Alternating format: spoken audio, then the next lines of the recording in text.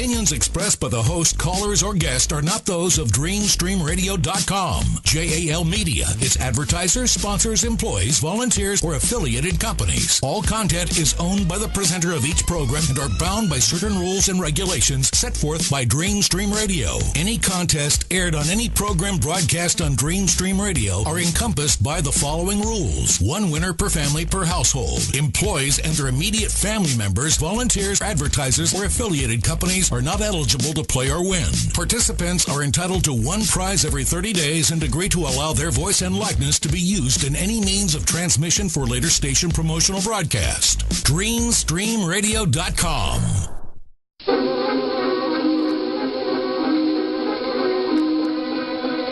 Toto? I have a feeling we're not in Kansas anymore. Welcome to Mobanshi's Lair, rocking your world on DreamStreamRadio.com.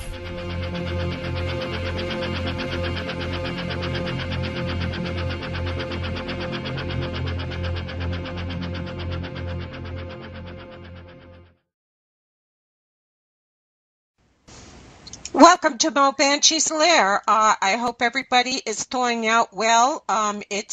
We do seem to be having some kind of spring weather coming around, so I'm really excited about that. I hope everybody can hear me because it's a little bit different than the old way we used to do it. Good. Zachary has got my back. Thank you. He says, can hear everything well. So my guest is already waiting, but you all know how I roll. We do a bit of crazy at news, so you can get your popcorn and do all that stuff. I want to give a shout out to my son, Matthew, who will be 38 years old tomorrow. Most people who really know me know I am living proof that having children is not an easy thing to do. I've been declared dead twice doing it. But I've got 3 beautiful children, and Matthew and I had a real rocky start, but we came to the finish line about 8 weeks too early, 10 weeks too early, but we made it. Happy birthday, Matthew. I'm very proud of you. I love you. And you're a great kid, and I hope you have a wonderful birthday tomorrow. I know everybody is watching this Malaysian Airlines jet that's gone missing. There's a lot of rumors going on. I hope everybody will just calm down and just wait until all the story is actually understood. They haven't even actually found debris that they can identify as the wreck. So God bless the families of the missing. They're it's a horrible, horrible thing that they're going through. Maybe somebody hijacked, maybe I actually saw something where somebody said maybe a UFO, took it out of the midair and they're now on Mars or something. Enough people, just everybody cool your jets. And I ask God to comfort the families of the missing. This is no easy thing at all. God help them all.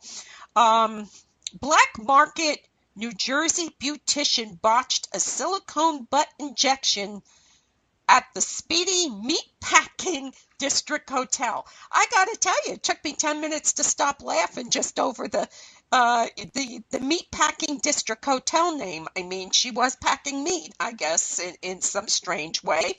But she's got to go back to meat packing class because she accidentally killed a woman, Tamara Blaine, 22.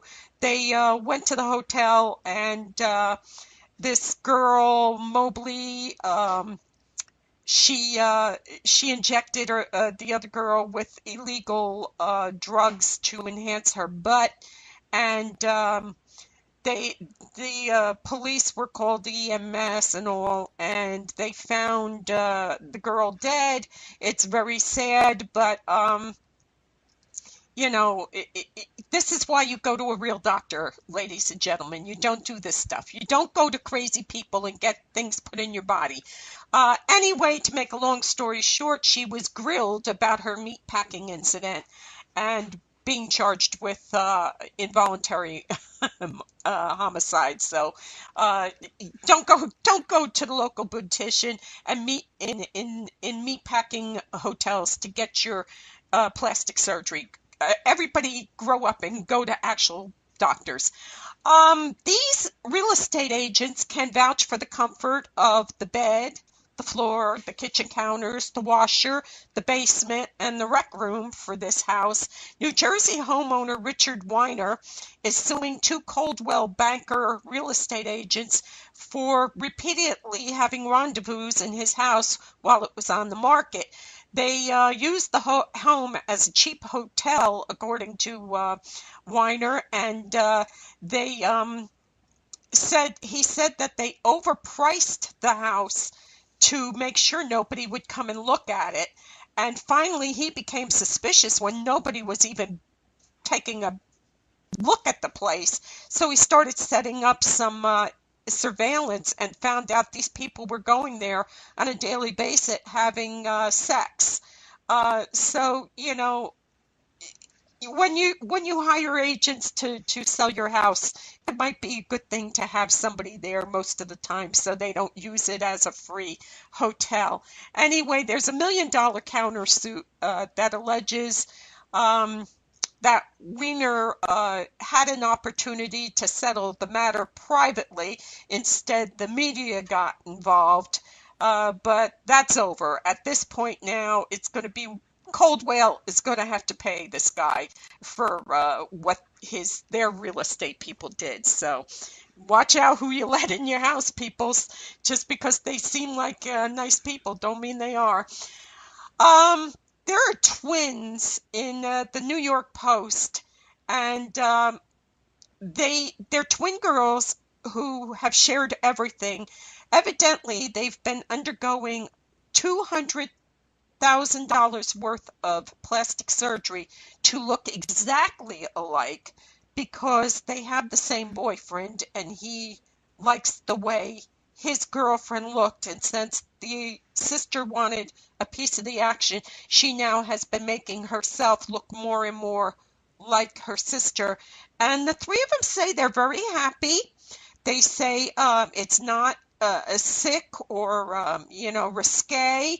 They both love him, and he loves both of them, even though they look identical. So that's crazy but news. You know, who says a man can't have it all, right? There's a new polygamy show on TLC. I'm convinced this television channel should be like blown up or dismantled or something. Anyway, it's called My Five Wives. And the guy has five wives, Brandy William and his wife, Paulie, Robin, Rosemary, Nani, and Rhonda. They're going to talk about living together. They have 24 children together. He's 43. He's a Mormon. And he converted to polygamy when he was 16. I mean, really, a horny boy, what more do you want? You know, all you have to do at 16 years old, get told, hey, you know, if you become, a Mormon, you can bang the hell out of, multiple women, Any 16-year-old boy is going to convert. I got to tell you, I could have about 5 or 6 really hot-looking young men.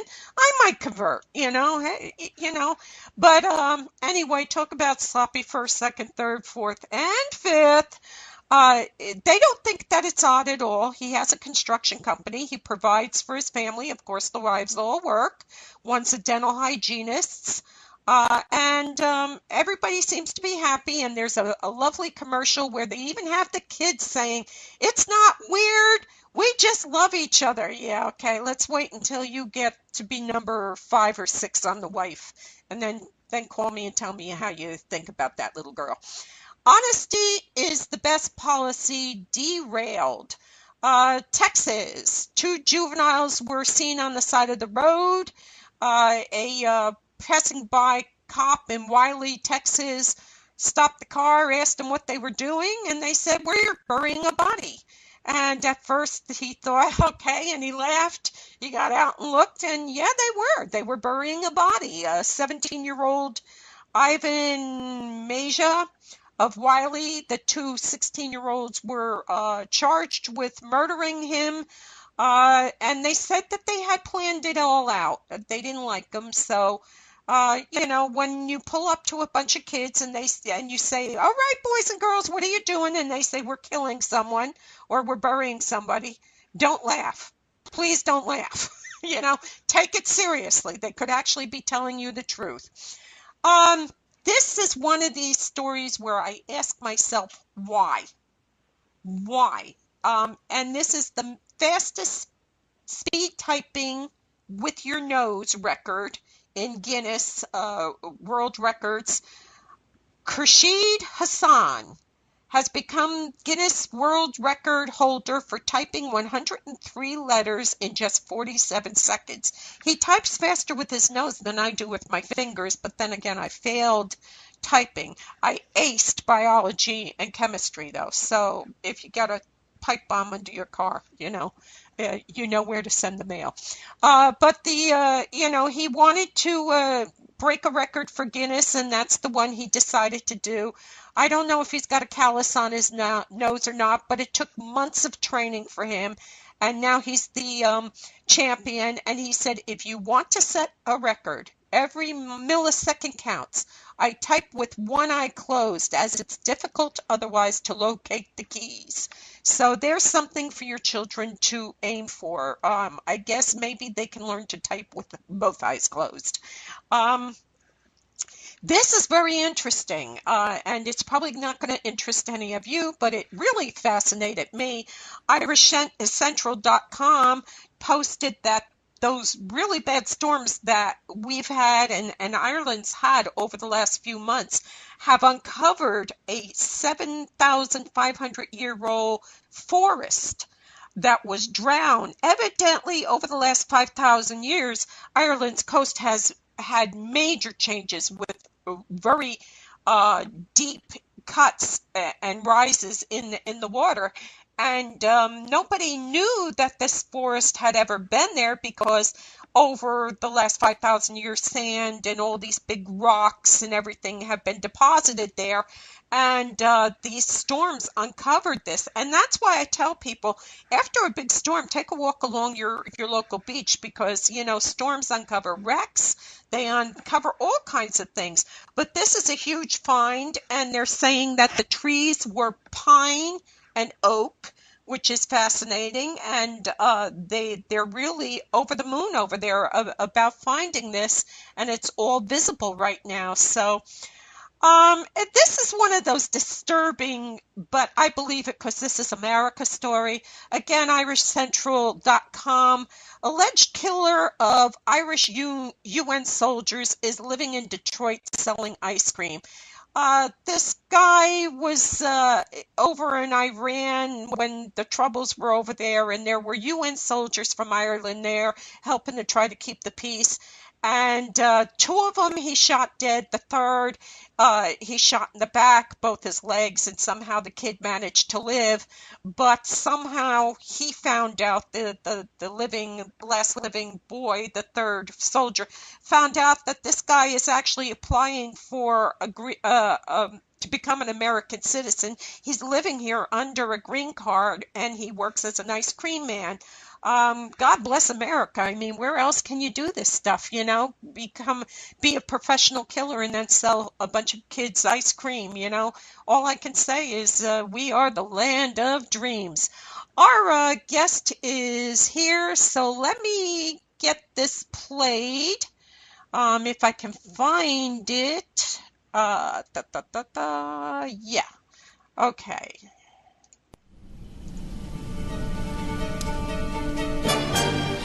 From Westminster Hall in Baltimore, the final resting place of the master poet and storyteller Edgar Allan Poe, comes Poe Forevermore Radio Theater.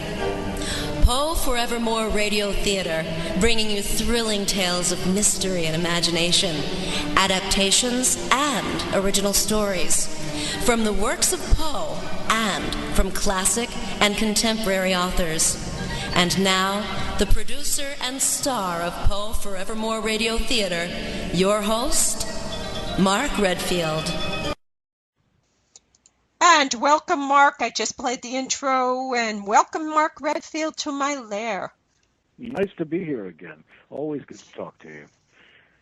Yes, you've got one of those voices that when you're not being somebody else, it's one of those lovely voices that you say, I need comfort. Let me listen to Mark talk for a while. You have a beautiful voice. That's very nice. It's one of those voices where I could say, press number 1, press number 2.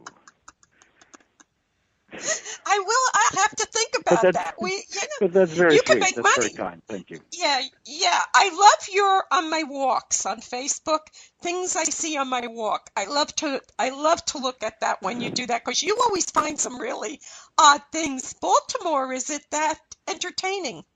It is. Baltimore is a very is a vastly entertaining place. That whole you're talking about the series of photographs of pictures and well, the whole thing started was a year ago. We're coming up on a year anniversary. I had a heart attack. I had a special treat hit me out of the blue, and a few weeks after into recuperating, I started walking daily. And you carry your smartphone with you in case you have another heart attack because you don't want trouble. Right. And you just I start to see things and think about things, and then it just came to me, this is pretty odd, and it's not hard. And I walk 5, 6, 7 miles every day, and it's not hard to go not too far and find something kind of wonderful or something in nature. And there's a park that I walk near, and there was a day in the summer where, several days in the summer, where I would just see deer and foxes and all of these great animals, and cranes and herons.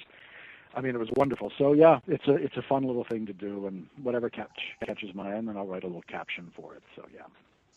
Yeah, it is. I like the statues with the Santa hats, and it's just funny. Some of the things you see. I mean, really, we miss so much because we're so busy. But when you finally get that call, that you know what? By the grace of God, you're still walking. You better stop and smell the roses and check out what your weird neighbors are doing with their statues and stuff, because it's really, we miss so much when we don't look at that stuff. No, I agree with you, and I think that's part of it. And as you know from the last time we talked, I'm still creating things, and I'm still painting and all of that. So I just like looking at things, and you're right. We need to keep our eyes out for the Well, nice everybody things. is saying hello to you. Denise is Hello, saying hello hello to you in the chat, and Zachary D. Schweitzer. He's Carl Schweitzer's nephew. Remember Alfalfa from our gang series? So he's giving you a shout out, and he's there. Everybody's yelling out. They're all saying nice things too. So it's cool. But I guess it's because you're from Baltimore that you're in love with Poe. No, not. It's not No? It's not in the water here. I don't think it has anything to do with it. I love literature. I love to read. And Right. being an actor and having done a lot of theater and films, it's a lot of actors like books. And what had happened was, I think Poe is a fascinating character, and I just fell into a river of Poe. Originally, there's a fellow that I write screenplays with, most of the screenplays I've written, with a guy named Stuart Wojtyla, and we were kicking around Poe stories to adapt to feature-length films years ago. Anything that Roger Corman hadn't already touched. We were looking at Hop Frog and The Telltale Heart and some other stories and what to do with them. And I had read a lot of Poe throughout my life and was a fan as much as I am a fan of Mark Twain or Hemingway or any other American or Dickens, any writer. And the more we kept looking at these and we kept adapting them for film, the more fascinated I got about the guy himself, about the man himself, about Poe. And so I started reading everything I could get my hands on. That then turned into, well, you know what? I just said to Stuart one day, I said, maybe we could do a film about Poe, and then not having quite the scope or the money, to do a biography on film. We did a very, very dreamlike about the last week, and it's called The Death of Poe. We did a film in 2006, and so that's how that all happened. And out of that came everything else, the magazine that I'm publishing, and we're getting back in the saddle with that since I've been recuperating nicely. All of the audio plays and the audio books that I've been working on in this past year, we are now starting to release them. And then the thing that's coming up this year that I'm most excited about, which is maybe the last thing that I'll do about Poe, my legacy piece, if you will. We're working on a big epic biography, an audio play that may be, by the time we're finished, we're going to release this in October. It may be 10 hours long. It broken into half-hour chapters so that you can listen to it in half hours. But it's called Alone, The Life of Poe. Full cast, music, sound effects. We will be finishing the recording in the summer months and have it ready. And it will be available on iTunes, and it will be available on hard media, on CD, because I'd like to get these into libraries and that kind of thing. So that's, of all of the stuff I'm working on now that is Poe-related, I think I'm going to come full circle, even though we're going to do, I think you played a clip of John Astin and I doing a little. Not yet. That's coming. Oh, you haven't. Well, we're going to do more dramatic adaptations of Poe's work, and we're doing dramatic through Poe Forevermore Radio Theater. We're doing audio plays of all kinds of things. We're doing brand new Sherlock Holmes pieces coming up. In the magazine, we ran a story that David Gerald wrote called The Case of the Green Carnation, a brand new Sherlock Holmes story. We're going to adapt that for radio. And all of these will be either on our website for free or they'll be on iTunes, sort of 50-50, depending on what the program is. So we're doing a lot of stuff, mysteries and horror plays.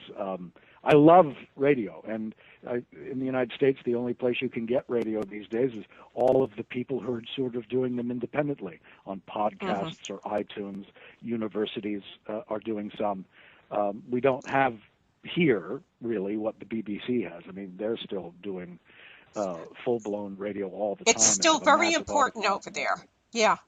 I'm sorry? It's still very, very important over in Ireland and England and Scotland and Wales. Oh, yeah. When I was over there, the radio was much better than the TV, actually.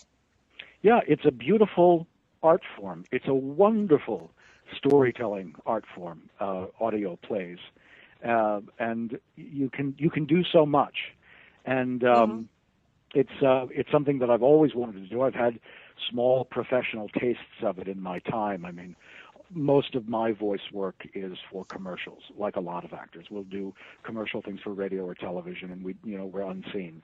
I've done some video game work where I get to play a lot of characters and do character voices. And then I've done a couple of dramatic things. I did do a play with BBC Radio 4 a few years ago. I did it with Felicia Rashad and some wonderful actors. It was an American novel that they had adapted for radio, and they wanted American actors and American voices. And so this is something I've wanted to do for a long time. And so through my recuperation period in the last year and in picking up speed again, I just decided, let's get into the studio. And it's interesting because when you play the clip, most of the stuff we're doing that's coming out in the future, was recorded in the studio. But the interesting thing about Cask of Amontillado that I acted with John Astin was we did that in front of a live audience. And we did that at Westminster Hall in Baltimore where Poe is buried. And so if you know the story of Cask of Amontillado, and you know that the revenge-seeking Montresor is luring Fortunato, who I play, down into his wine cellars, it has this nice, natural, echoey quality where we recorded it, and occasionally you can hear the audience laugh, and you can hear the presence of the audience, and that's wonderful. And if I can, it would be wonderful to record some more stories with a live audience and get their reactions. We did a batch back in Halloween, and we did we did Charlotte Perkins Gilman's The Yellow Wallpaper, which is a wonderful story. We dramatized that and an original piece and some things. So that's Okay, that's hang on. I'm going to try to play the clip of you and John Astin. It's only like 34 seconds long. But I told you already. I knew he was in there. I kept saying, but where is John Astin? And you said, he's there. It's just me and him, because I couldn't tell the voice apart. So let me see if I can play just this clip. Okay. And For the KZ? I insist, onward. Of course. Now, we must navigate through this narrow archway and a sharp turn here. How did they get the cost down here? That was the problem of the laborers who delivered the goods, not mine. Indeed. But I sleep well, knowing my stocks are secure. They are extensive, as you can now see. Fortunato. That was the clip where he says, "How did they get the cask down there?" And you say, "Oh well, that was the laborers' problem, not mine." I got to tell you. Now, you see, here's the thing: you've got us mixed up. See, we're both we're both doing voices for these characters. John is playing Montresor. He's the baddie. Okay. He plays two versions of Montresor. The way the script is that our Cask of Amontillado was adapted and directed by a wonderful actor named Tony Sandeas. And John plays, you've got us mixed up. John plays Montresor. Okay. He plays an old Montresor who's up in here, and then he plays kind of his the voice you recognize is Gomez Adams. And then I'm playing Fortunato down in here and all deep and drunk and everything. So that's me. So you've kind of I don't sound like two characters. Yeah. Well, neither one of yous do, you know? Well, we're actors, you see, and we like putting voice. It's like putting on funny hats. Give us a chance to make a funny voice, and we'll do it. Yeah, actually, that's the whole thing, isn't it? And radio affords you freedom from physical restrictions. You can be young, old, fat, thin, ugly, handsome. You can be diabolical or saintly. And when you finish your show, you don't have to worry about taking your makeup off, and you just can go out and get a drink right away. It's acting in radio drama is wonderful.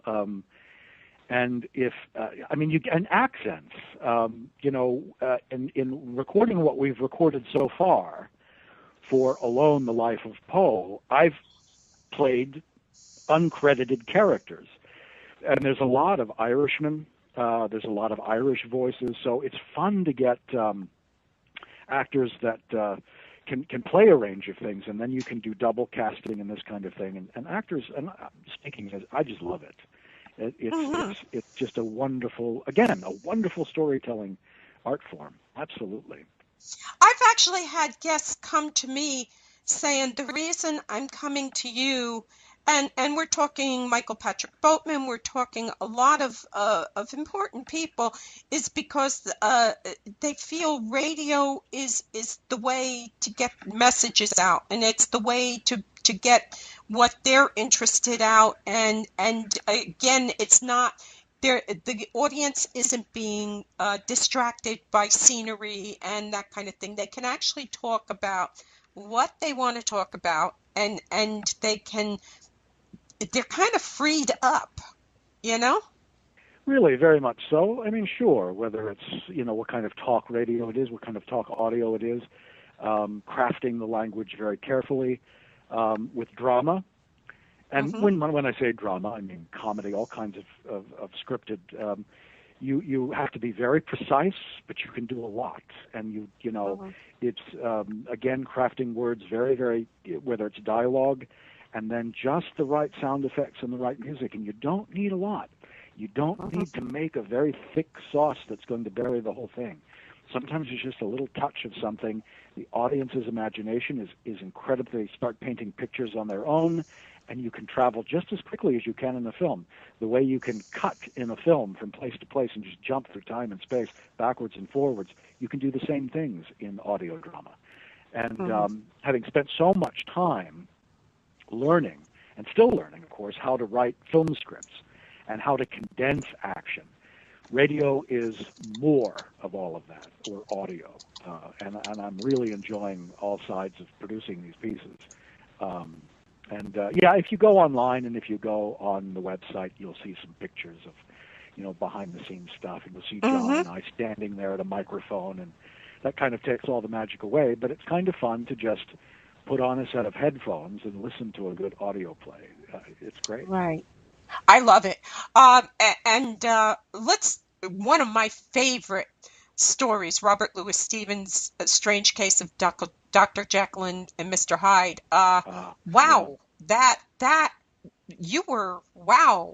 You were so different. You're talking about my film version of that, yeah. Yeah. I love that film. It came up the other day in conversation. Some people brought it up, and I'm circling. It's going to take me some time. I'm raising the money now for another film. I don't know when we're going to shoot, and I don't want to talk about that in detail because I have less control over that. I don't know when we're going to get money for that. But Jekyll and Hyde was Stevenson's another favorite filmmaker. I mean, I think one of my favorite novels of all time, and this got stuck in me when I was a kid, was Treasure Island. I'm doing it. I have an audio book of Treasure Island that I'm going to release. That's a fantastic book to play all those voices. Because I'm also recording audio books.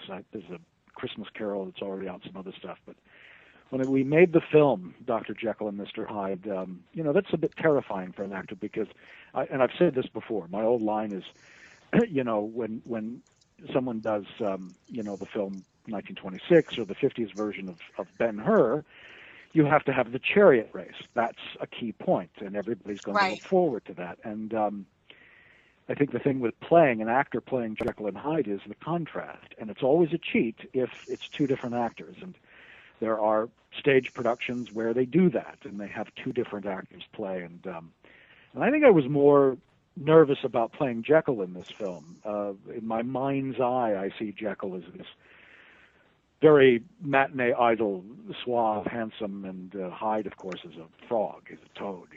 He's a homunculus. He's a dwarfish, horrible creature in Stevenson's book, and it was fun to get that, to try to capture that, and move away from Frederick March's very ape-like. Even though I did very ape-like movement things as he progressed. And that's a film that there's some secrets in where I play more than Jekyll and Hyde. I play the Chinese fellow in the Flophouse. Did you know that? Did I tell you that last time we talked? No, you didn't.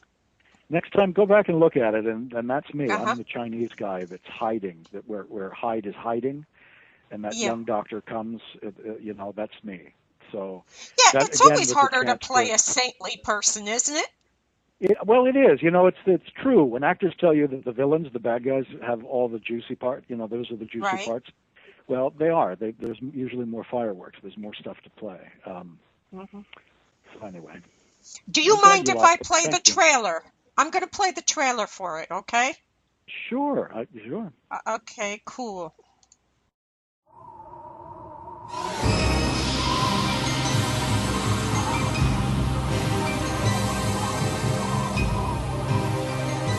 Dr. Henry Jekyll. Suppose for a moment that you could lose the darker elements of your nature. Jekyll? I love Henry, Father, and I'm not going to ask him to change. Mr. Edward Hyde. You can go straight to hell for all I care. Edward would certainly kill me. I thought Jack had eyes in the back of his head, but this one's diabolical.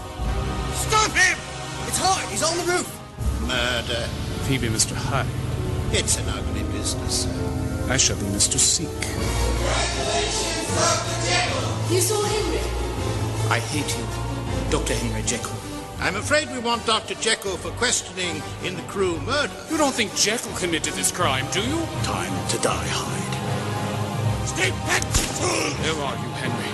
Where on God's earth are you?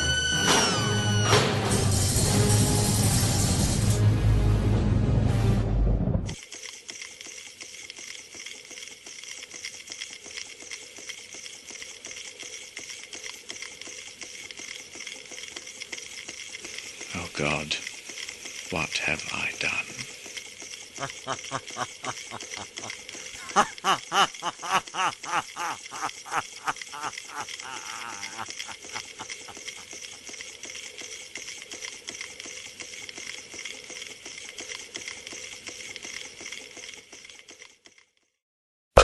Dream Stream Radio, continuous hits all day long.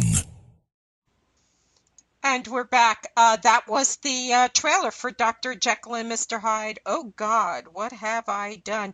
You are a master of accents and dialects, huh? Well, it's just, it's fun to learn a new one. It's fun to put that on and explore a character. It's fun to do. Yeah, but when I listen to you, and I've been listening to a lot of different things, and I lose that it's Mark. Do you know what I mean? Now, when you have somebody, a lot of other actors, you could say, well, that's Jack Nicholson. That's, this one or that one. You totally blow me away because if I didn't know it was you, I would never know it was you. That's a very fine compliment, and I thank you. That's great. I mean, I am a great fan of actors like Jack Nicholson. I'm a great fan of John Wayne, and love Cary Grant.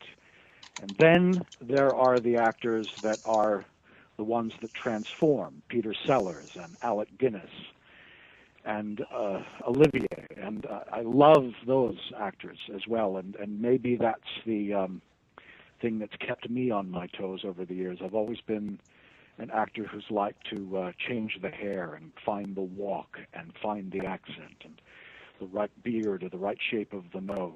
And so maybe that's where I gravitated, and that's the thing that fuels my fire and keeps me interested in acting, I think. Yeah, something that struck me is Poe's, the movie, The Death of Poe. You bring it around that he's trying to become a publisher of his own magazine, and you are also a publisher of a magazine.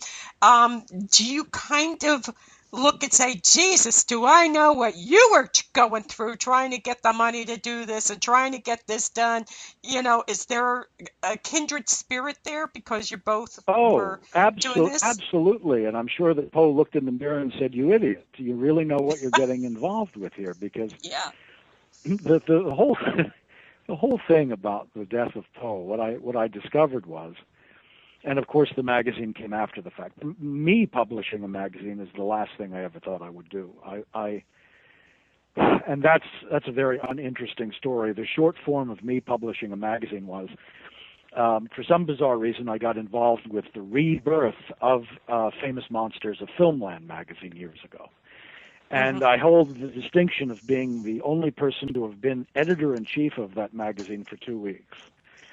Wow. And I had a parting of ways with the publisher because I decided to put Vincent Price on the cover. Now, people don't understand that, but he was upset that the Vincent Price that I had commissioned, and a wonderful Canadian artist named Jason Edmondson, who's done several covers for them since, I wanted to, so this was celebrating his centennial, I wanted Price the man, Price the gentleman. Not Price as one of his monsters, not Price as one of his horror characters. And apparently I was breaking some kind of precedent in putting a human being on the cover and not a monster, which of course is not true. Anyone who knows the history of Famous Monsters magazine knows that Peter Cushing and some other actors got on the cover. Anyway, long story short, that led to a wonderful relationship with the current editor of that magazine, a guy named Mike Heisler. And he and I started kicking around ideas. We had a lot of things that we wanted to continue to do. And I published an issue of a magazine called Monsterpalooza, and it was very well received. People loved the art, the layout. My art director, Teresa Radicek, a wonderful graphic artist. The articles were very intelligent because I love movies and I love art, and we just crammed the issue with that. And it went very well, but there are 30 other monster magazines out there. And so it just didn't make any sense to continue with it in some ways because we each had these other interests. The Poe magazine came out of the fact that I knew so many fiction writers and artists, and it just felt like a natural extension with all of this Poe work that I was doing. Of course, what helped derail that was, of course, I had mentioned the heart attack I had had, but in time, things have gotten better and things are getting back on track with that.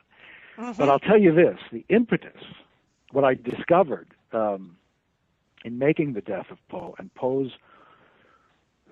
compulsion to, as an artist, to write and be in print and have an audience, because most of his work was editorial.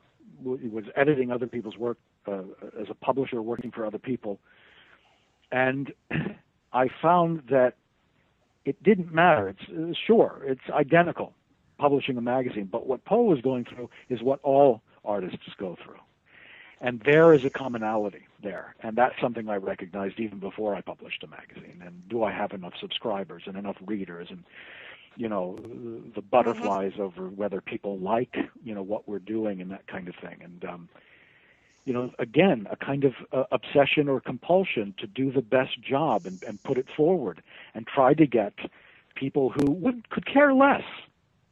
And you've got to remember that in Poe's time, when he was making these what turned out to be, because he died so young and so prematurely, these last-ditch efforts to publish his own magazine, that it just wasn't done. It's not the world we live in today, where even though we bemoan the fact that print is dying, which I don't believe it is. That's another track of conversation here. But no writer was making a living solely being a writer in Poe's time.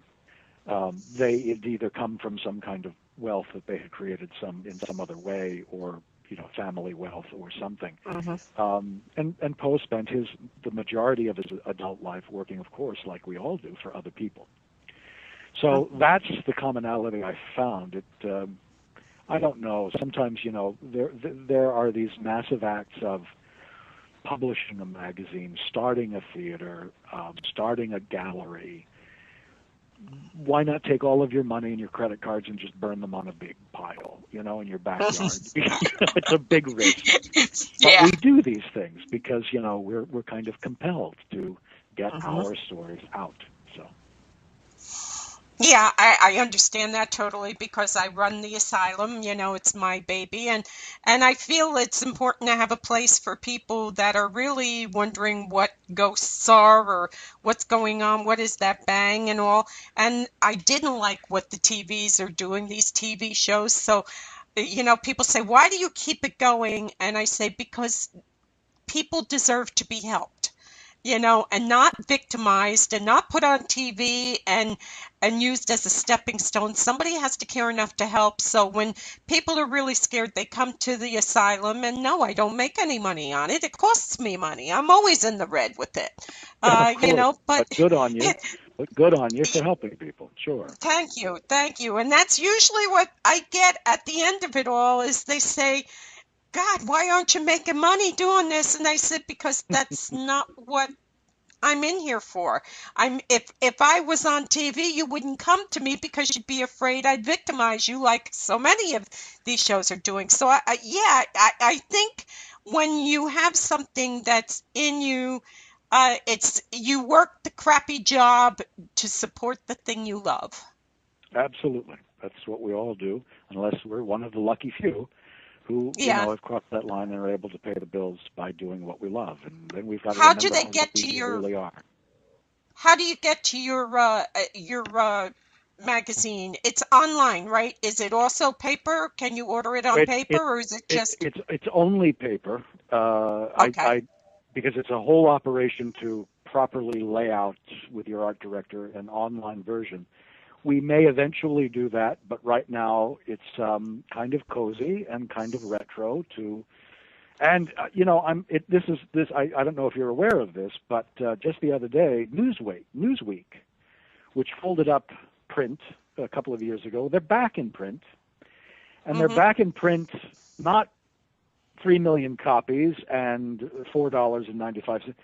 They're at a premium price and working on subscribers. So I don't think print is dead. Anyway, yes, PoeForevermore.com is the website, and that's where people can find our audio plays as they're released every week or 2 weeks, and subscribe to the magazine. And that's where we are, PoeForevermore.com. Yeah, I don't believe print is going to go anywhere, because what would all of us do in doctors' offices where we're told to shut off our different electronics, and we don't want you doing that because somebody might have a pacemaker and you might interfere with it, and you might do this and you might do that. So what are we going to read? I mean, really, get some decent stuff in there to read. I'm so sick of E Tonight or whatever that is, that, some of the stupid stuff, I actually, in my doctor remember when we were kids, maybe you're younger than me, but they had the kids magazine where you had the good guy and the bad guy, and you had all these different acts. I'm with you on that. You're talking about highlights. You're talking about goofers and gallants. Highlights. I actually resorted to looking at highlights when Teddy was being operated on. I'm in a VA hospital, for God's sake. Don't you even have a magazine on how to build a bomb there? Really, I'm looking at highlights.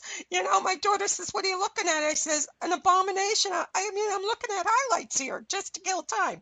We're going to go to break, and I picked some Irish music. Poe was Irish. He was born in Boston, big Irish town even back in the day.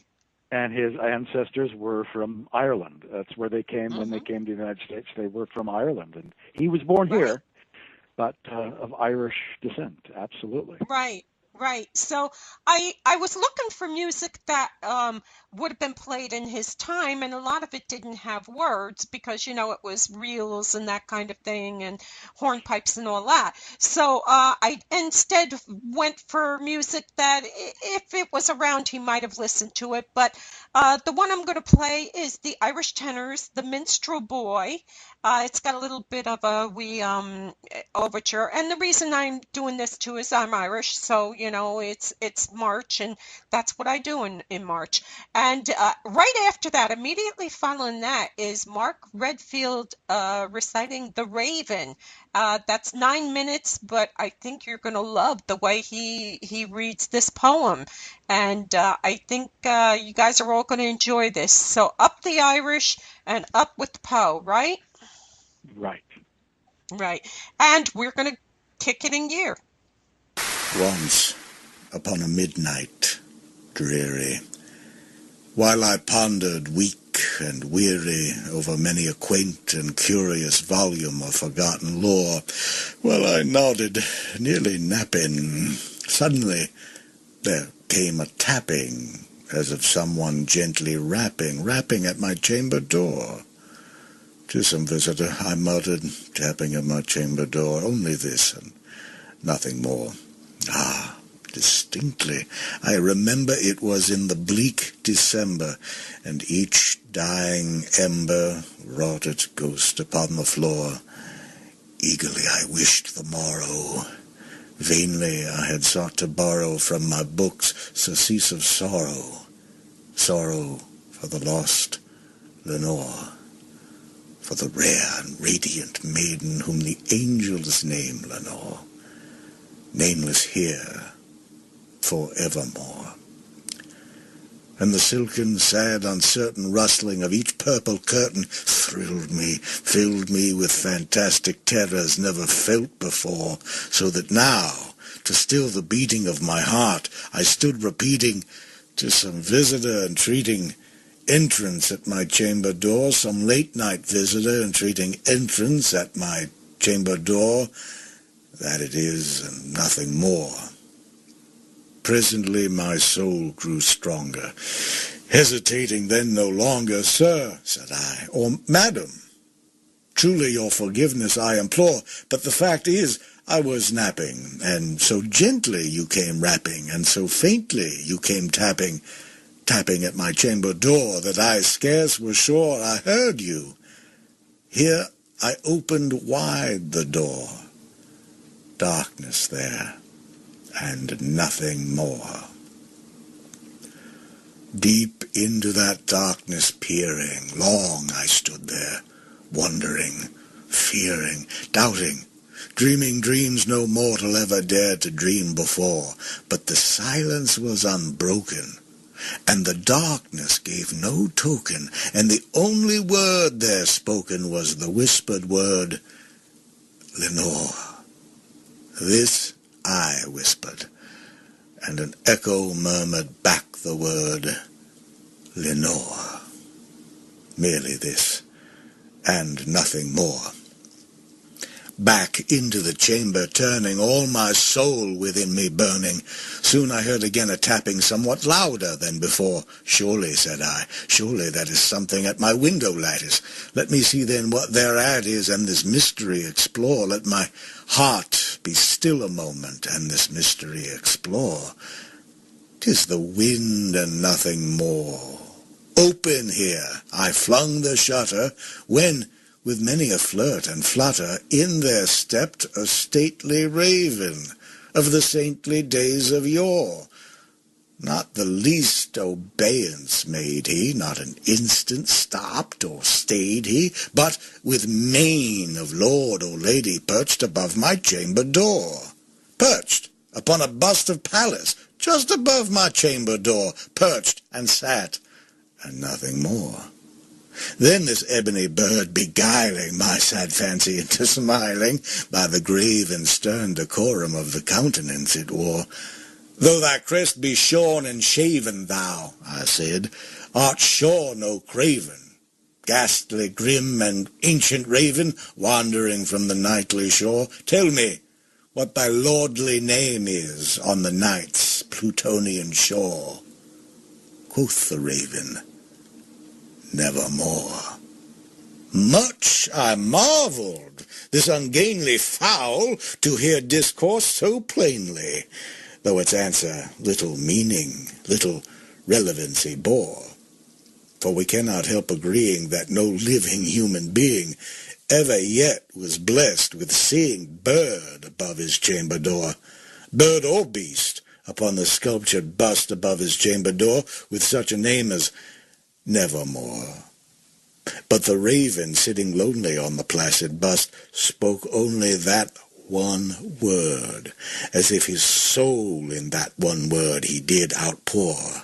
Nothing farther from then he uttered, not a feather then he fluttered, till I scarcely more than muttered, Other friends have flown before. On the morrow he will leave me, as my hopes have flown before. Then the bird said, Nevermore. Startled at the stillness broken by a reply so aptly spoken, Doubtless, said I, what it utters is its only stock and store, caught from some unhappy master, whom unmerciful disaster followed fast and followed faster, till his songs one burden bore, till the dirges of his hope that melancholy burden bore of never, nevermore. But the raven, still beguiling all my sad soul into smiling, straight I wheeled a cushioned seat in front of bird and bust and door. Then, upon the velvet sinking, I betook myself to linking fancy under fancy, thinking what this ominous bird of yore, this grim, ungainly, ghastly, gaunt, and ominous bird of yore meant in croaking, Nevermore. This I sat engaged in guessing, but no syllable expressing to the fowl whose fiery eyes now burned into my bosom's core. This and more I sat divining, with my head at ease reclining on the cushion's velvet lining that the lamplight gloated o'er. But those velvet violet lining with the lamplight gloating o'er, she shall press, nevermore.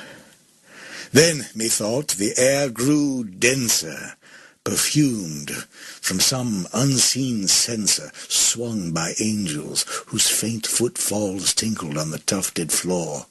Wretch, I cried, thy God hath lent thee, by these angels he hath sent thee, respite, respite and nepenthe from thy memories of Lenore. Quaff, oh quaff, this kind nepenthe, and forget this lost Lenore. Quoth the raven, nevermore.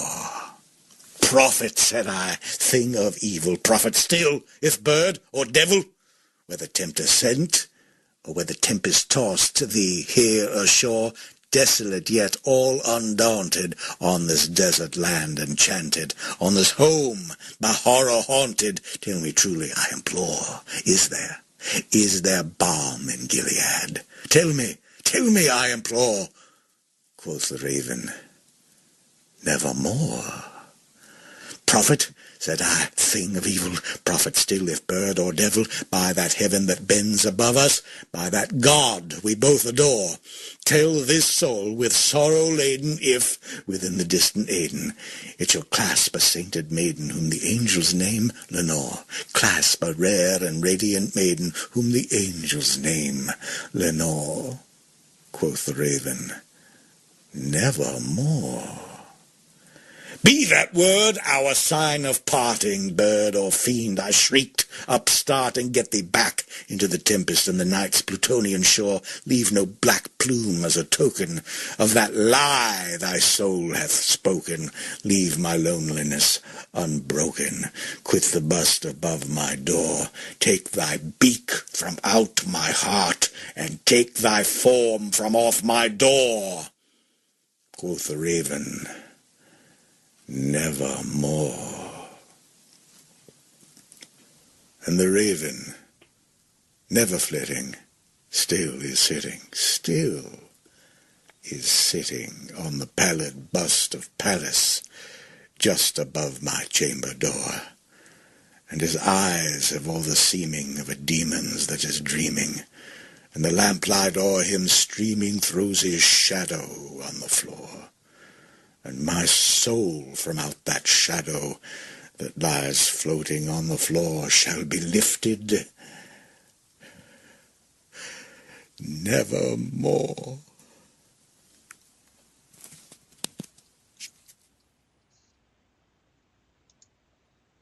That was Mark doing the Raven, reciting the Raven. I have to tell you something, and I'm not just saying this because you're our guest, but I said it during the break, but I think I've never heard it recited where it made so much more sense. When you read it, it makes sense, but when somebody recites it, they either blow through it at, a speed, trying to, I don't know what they're trying to do, but it makes so much more sense when I hear you, and that little bit of an accent makes it more realistic also.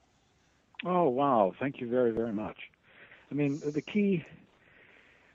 thing as an actor that you always want to do is make sure that you're understanding the text. And my gosh, this goes back to trying to understand and be able to play Shakespeare, because in poetry or prose like Shakespeare, it's very condensed. There's a lot of layers and meanings, and everything can turn on a dime in its meaning. And so rhythm and tone, and it's just understanding it, so you don't overthink it either. You can just speak it. Mm-hmm. And the thing about the accent is, I don't know why. It's just an intuition.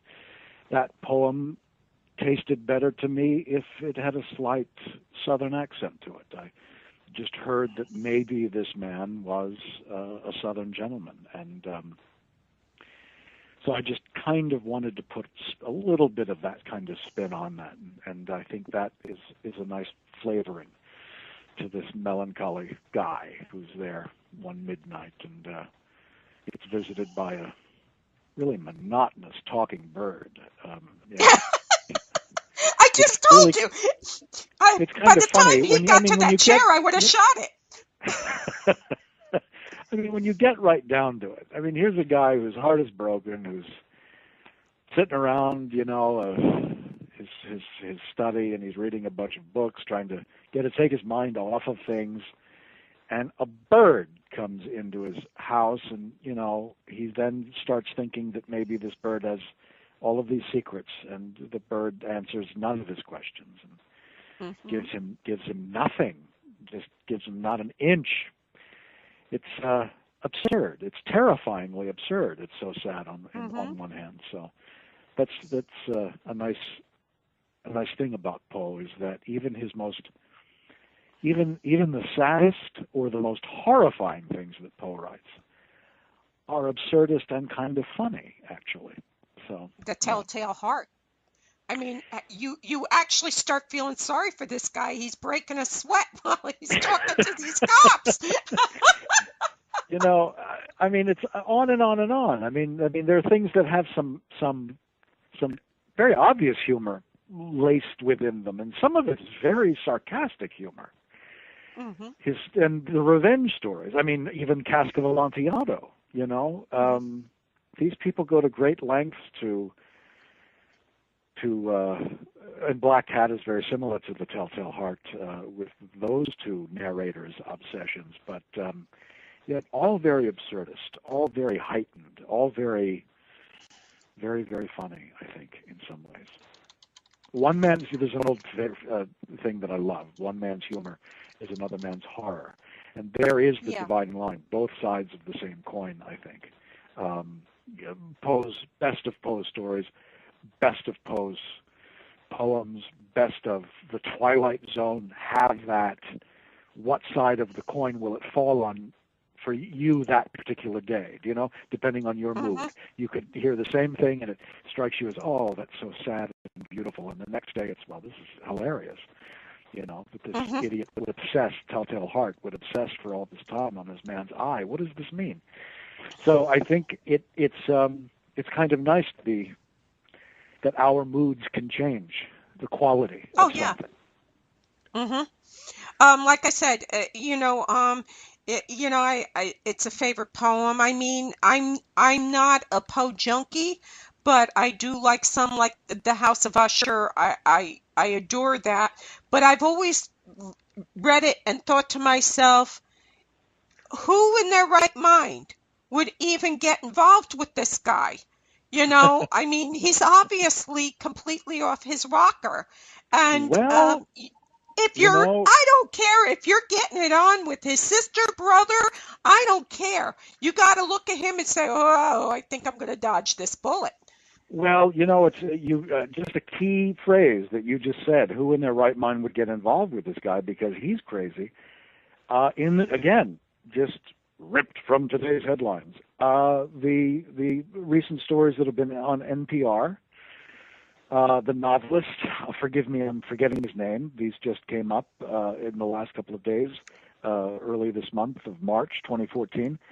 The fellow that spent 10 years getting to know a man he thought was a Rockefeller, and had every sign, everything thrown at him to create doubt that this guy was a con artist and, in fact, was a murderer, which is true. And it took him 10 years until the man who claimed to be Rockefeller, his whole world blew up because a murder he did commit caught up with him. And it caught up with him because of something else he did illegally. And here's a fellow who, smart guy, wrote is a writer, wrote several novels, and I'm blanking on his name, I apologize, but that's okay. Here's a guy that definitely got involved with somebody who was a bit insane and a sociopath, and so who can say? Who can say? Yeah. You've done Robert Louis Stevens, right? Jekyll and Hyde. Who other are you thinking? Is there a genre you go for? Is there a romance or some story that you might be thinking of doing for a radio? No, all sorts of things are game. It's a broad umbrella, tales of mystery and imagination. So, there are things from fantasy and science fiction and detective stories, mystery stories. It's a broad umbrella. We're not straitjacketed just into strict horror. We're going to be doing some contemporary things and, of course, some adaptations. Can I throw out a suggestion? Yeah, because the audiobooks are all over the place too. I've completed a Treasure Island. I'm going to be releasing some collections of O. Henry short stories, which I find incredibly fun to read because they can give you great characters to play and that kind of. I recorded several months ago The Ransom of Red Chief, which I adore, and it's a fun story to read. Mm-hmm. We didn't dramatize it because this is one that's going into the audio-book collections, but please make a suggestion. I'm open to all. Dashiell Hammett. Ah, I love Hammett. I love. Oh, yeah. Those are two, Raymond Chandler and Dashiell Hammett are two Mm-hmm. of my favorite crime detective writers. Absolutely. And, we have a mix of a nice mix of things coming, so I'll put that on the list. I love, I did, and these just need a little post-production cleaning up, that kind of thing. Audiobook-wise, what will be coming out over the next year, I did Arthur Conan Doyle's The Lost World. I did a new novel written by Bill Maynard, William Maynard. He's been given the rights by the Romer estate to do Fu Manchu novels. So he's got a wonderful novel that he published a couple of years ago called The Terror of Fu Manchu, and I've done that as an audiobook. That just needs to be stitched together in post-production, and we'll be releasing that this year. So there's lots of stuff, old and new.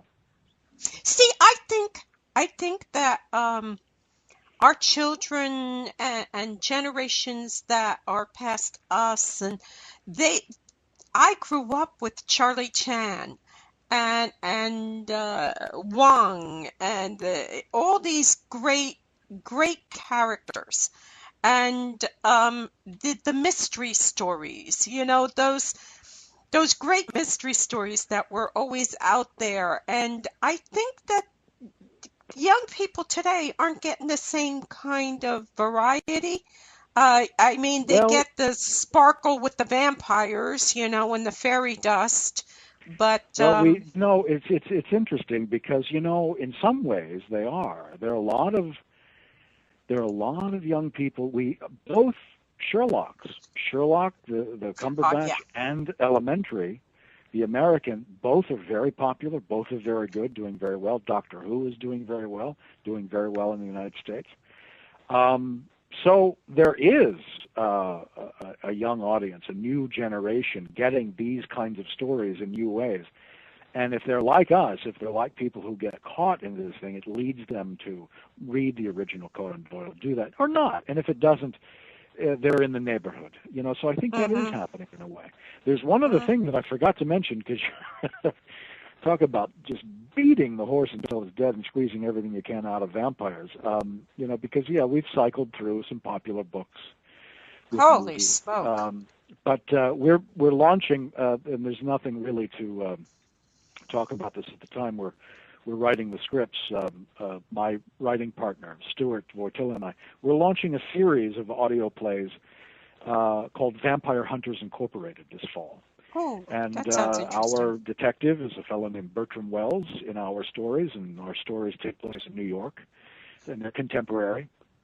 And we alternate the Bertram Wells stories with Jonathan Harker, actually, after the events of Dracula. So we have a series of Jonathan and Mina Harker adventures, along with our Bertram Wells adventures, and all of that is under an umbrella called Vampire Hunters Incorporated, and we're launching that late in the fall as well. So if you like vampires and you like your vampires mean, and you like your vampires nasty, well, that's what we're I don't like them twinkly. We don't twinkle vampires. No sparkly vampires in our world. And if they are, it's just before they're about to burn up in the sun and disappear forever. So, yeah.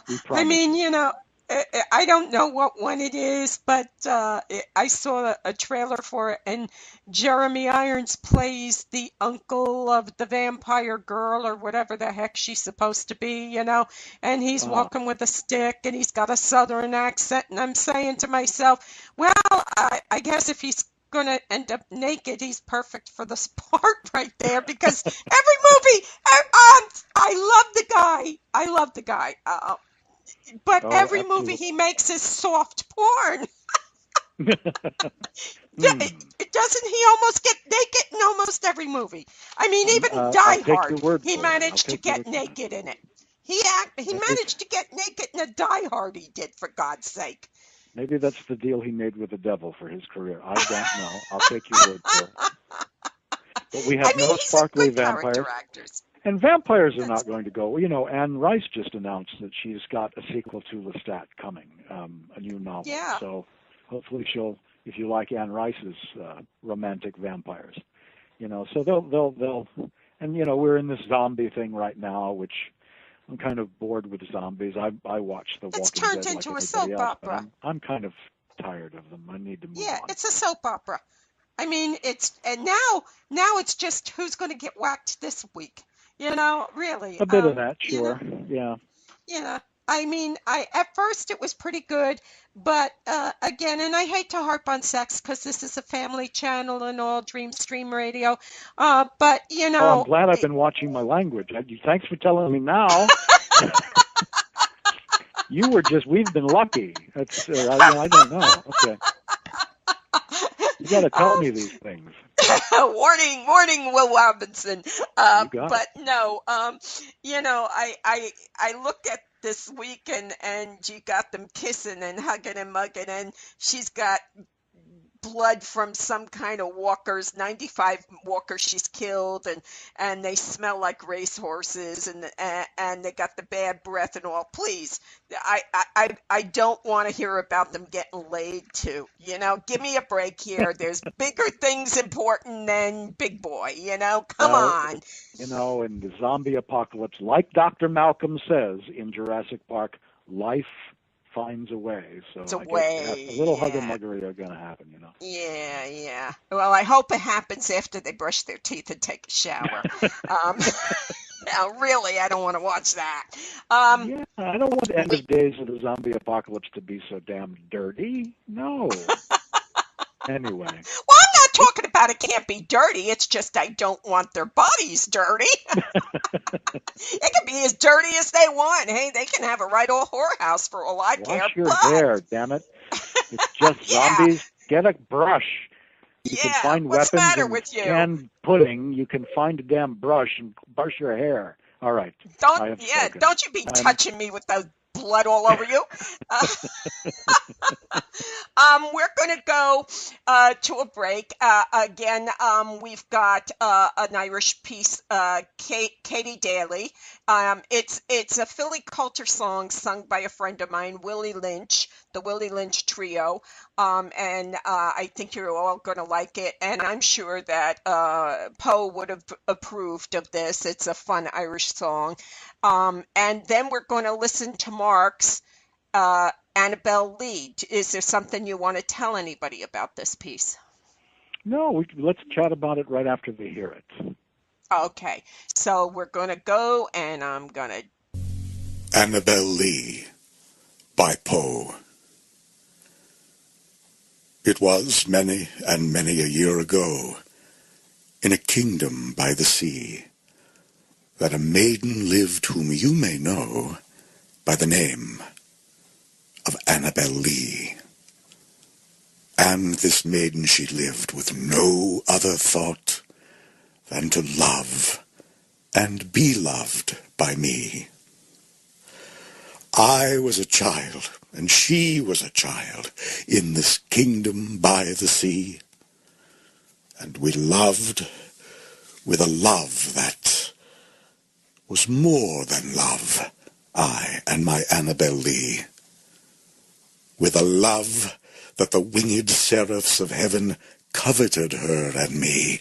And this was the reason that long ago, in this kingdom by the sea, a wind blew out of a cloud by night, chilling my Annabelle Lee, so that her high-born kinsman came and bore her away from me to shut her up in a sepulchre in this kingdom by the sea. The angels, not half so happy in heaven, went envying her and me. Yes, that was the reason, as all men know in this kingdom by the sea, that the wind came out of the cloud, chilling and killing my Annabelle Lee. But our love, it was stronger by far than the love of those who were older than we, of many far wiser than we, and neither the angels in heaven above, nor the demons down under the sea can ever dissever my soul from the soul of the beautiful Annabel Lee. For the moon never beams without bringing me dreams of the beautiful Annabel Lee.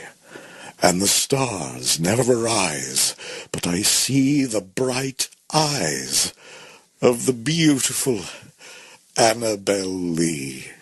And so all the night tide I lie down by the side of my darling, my life and my bride, in her sepulchre there by the sea, in her tomb by the side of the sea. And that was Annabel Lee, recited by our guest tonight, Mark Redfield. Mark, again, tell everybody where they can find your sites. Well, all of that Edgar Allan Poe stuff, you can find it by going to poeforevermore.com.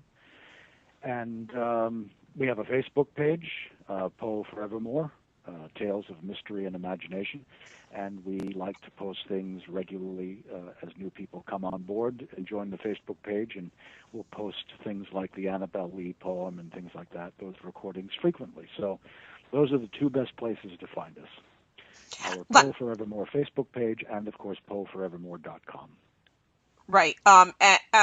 It's not strictly Poe stuff that's on poeforevermore.com, or is it? No, the idea of Poe Forevermore is that perhaps Poe is the lead, the inspiration, the fountain, the beginning of the river of mystery and horror stories.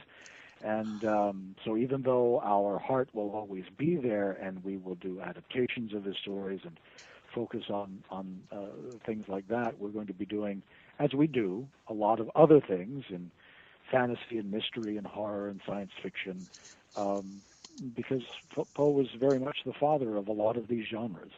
And so he's the father of the detective story. In many, many ways.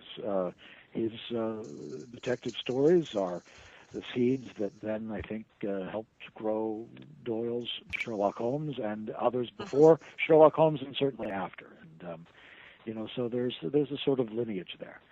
So Poe Forevermore is a rallying cry of all of these things in these genres that we love, and just acknowledging that Poe may have had something to do with the beginning of the modern wave of them in literature and in storytelling.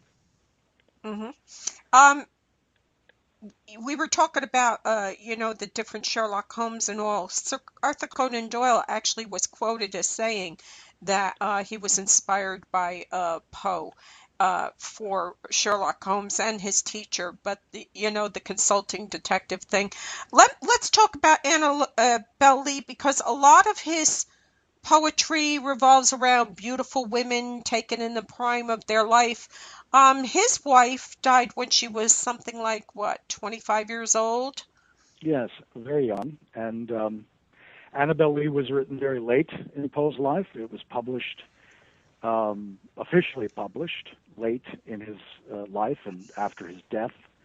And his death, of course, made his writing and himself much, much more famous than during his lifetime. And Annabel Lee, it is believed, many believe that the woman, that there is no historic person called Annabel Lee, but many people believe that it is his wife, Virginia, who he loved very much, and who, when she died of tuberculosis, destroyed him. I mean, just emotionally wrecked him.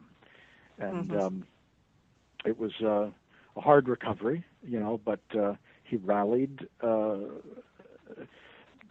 his compulsion to write, to publish, to have his own magazine, to connect with other women, and he was involved at the end of his life with another woman. I mean, the early part of that century, Poe's time, his life, he was born in 1809. right after the American Revolution, the early fledgling days of this country, a very rough and tumble world. It's a world where medicine and diseases, we had nothing like we had even at the beginning of the 20th century, and certainly in the mid-century when we were born and had grown up. And so a lot of women in Poe's life died of common diseases like tuberculosis and that kind of thing, and they died very young. Childbirth was rough, and as I said early when we started the show, everybody says, "Oh, childbirth is natural." Oh, baloney! I don't want to hear that one, because I got to tell you, I sucked at it. It's one of the hardest things a woman's got to do. It's true, and when you're dealing with a lot of half-assed information and no medicine and common sense that a midwife might give you, medicine in Poe's time was virtually non-existent. And although some people could live to a ripe old age, and a ripe old age that we would even recognize today, many people didn't. And unfortunately, the women in Poe's life, his natural mother, his stepmother, even though he was never officially adopted by the Allens, certainly his wife, Virginia, who he loved very deeply, and the people around him. And so on the face of the evidence of things that he wrote about poetry, and these were topics that were in his poetry very, very important to him. But then so much of poetry is about beauty and about beautiful things, and certainly about beautiful women. And this is also a period in literature, and we grow into this into the Victorian age with the graveyard literature, where everything funereal is somehow, it's a very strange obsessive time where throughout that entire century, where we're interested in things that have to do with death and funerals, and into the Victorian age. So Poe is at the beginning of that, and certainly by the time we get to 1900, we have run the gamut with architecture of cemeteries and burial practices, and the entire spiritual movement, which really begins at the end of Poe's life and blossoms by the middle of that century, and certainly lives on into the beginning of the 20th century. So these are things that are not unfamiliar to readers of the time. And that's another thing to remember also, is that readership, I think, readers, educated magazine readers were in a lot of ways primarily women at the time. And that's what I think. There are other women who claimed to be, and this is jumping back to the poem for a moment to answer your question.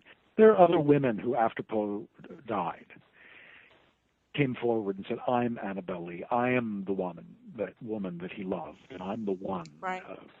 And of course, that's kind of human nature too, to want to, be the one.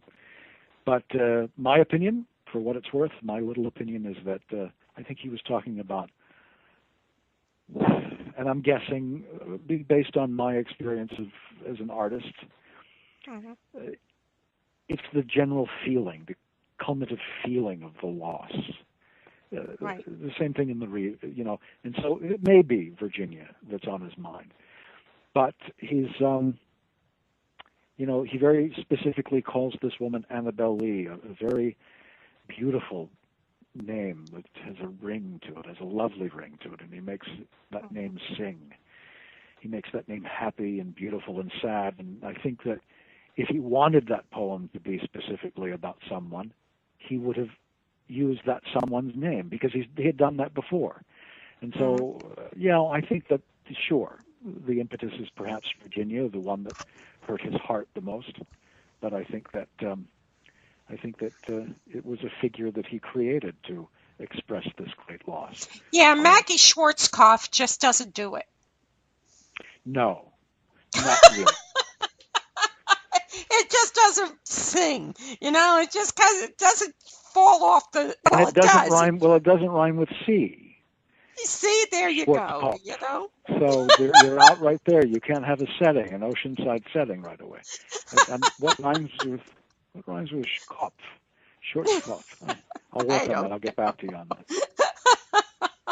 I mean, I think he made his living trying to write. He had an agenda. Nobody expects to die when they're 49 years old or whatever. You know, Nobody expects to die. Well, yeah, I do actually, but that's the joke. Well, you know what I mean. Right I don't now. think we spend every waking minute saying, "No, well, you don't. I'm gonna die." Yeah, it's. I'm like, you know, if my name ain't in the obits, dinner's on. You know, what do we got going today? You know, I'm game for anything. Yes. Let's do it. You know, let's do it.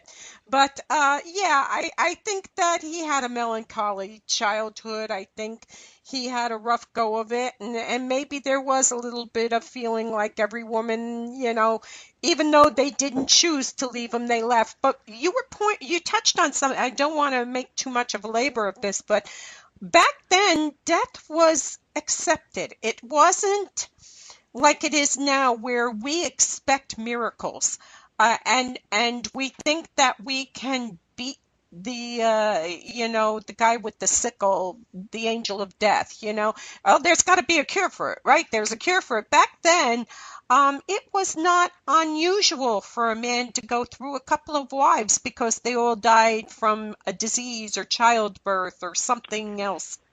Not unusual, no, but still we're the same. It's human nature to not want it. That poem, Annabel Lee itself, he blames the angels. He blames the angels being jealous of the love that they had, and so these angels came down and took her away from me, he says. So he's at a complete loss. He's angry, and it's not willingly accepted. But it happens, you know, so I think that the pain is the same and the bewilderment of the same. And, you know, the more we try to unlock the mysteries of the universe when someone is taken from us, it all becomes very primitive. It gets harder. Yeah, you know, sometimes you got to just sit down and say, well, that's the way it is. We've got 25 minutes, and I absolutely want to play the Richard III piece. Okay.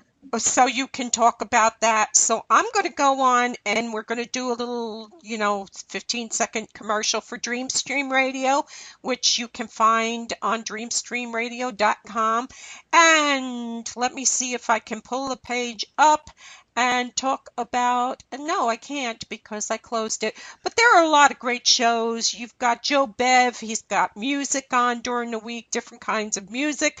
You've got the Mom and Pop Show with George Bettinger. That's a great show. George does the most incredible impersonations. You never know who's going to stop in the Mom and Pop Show. It could be Groucho Marx, it could be Henry Youngman, it could be one of the Three Stooges. Always a great show. You've got Iona Trailer. That's a great show that was on today. They take common day things and make you go, what the heck? A very, very funny show. It's kind of like Hee Haw on steroids. And some great shows. Uncle Floyd. I don't know. Do you remember Uncle Floyd?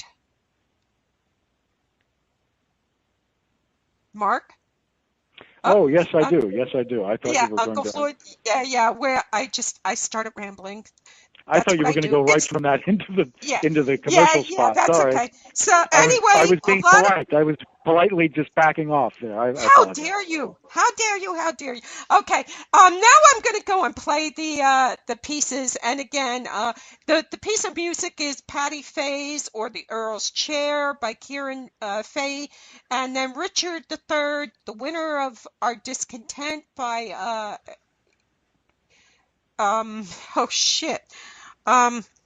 Mark and I said the S word. Okay. It's not such a family show anymore. Well, you have a guest on like me, you're going to get these things. That's what's going to happen. Okay, so everybody enjoy it. Dream, stream, Radio is now available on TuneIn.com. Visit www.tunein.com and download the app for any smartphone, tablet, or your computer. Listen live on the go, no matter where you are. Only from Dream Stream Radio. Now is the winter of our discontent, made glorious summer by this sun of York. And all the clouds that lowered upon our house in the deep bosom of the ocean buried. Now are our brows bound with victorious wreaths, our bruised arms hung up for monuments, our stern alarums changed to merry meetings, our dreadful marches to delightful measures. Grim-visaged war hath smoothed his wrinkled front, and now, instead of mounting barbed steeds to fright the souls of fearful adversaries, he capers nimbly in a lady's chamber to the lascivious pleasing of a lute. But I, that am not shaped for sportive tricks, nor made to court an amorous looking-glass, I, that am rudely stamped, and want love's majesty to strut before a wanton ambling nymph, I, that am curtailed of this fair proportion, cheated of feature by dissembling nature, deformed, unfinished, sent before my time into this breathing world, scarce half made up, and that so lamely and unfashionable that dogs bark at me as I halt by them. Why, I, in this weak piping time of peace, have no delight to pass away the time, unless to spy my shadow in the sun and descant on mine own deformity. And therefore, since I cannot prove a lover to entertain these fair, well-spoken days, I am determined to prove a villain, and hate the idle pleasures of these days. Plots have I laid, inductions dangerous, by drunken prophecies, libels, and dreams, to set my brother Clarence and the king in deadly hate the one against the other, and if King Edward be as true and just as I am subtle, false, and treacherous, this day should Clarence closely be mewed up about a prophecy which says that G of Edward's heirs the murderer shall be. Dive thoughts down to my soul. Here Clarence comes.